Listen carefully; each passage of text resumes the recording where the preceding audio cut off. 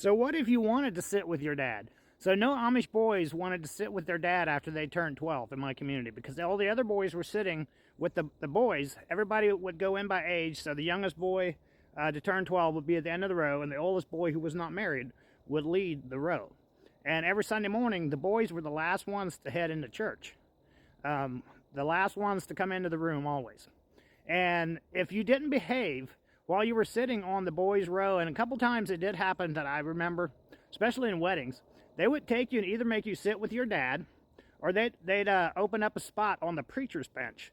And the preacher's bench was right in the middle of the church, and they always faced each other, the preachers. So when I was a little kid sitting with my dad, I had to sit. He was one of the oldest men in church, so I always had to sit on the preacher's row. And I was always sitting there facing the preachers. I didn't want to go back to that, sitting there right in front of the preachers. And then behind the preachers that were sitting the opposite way were the women.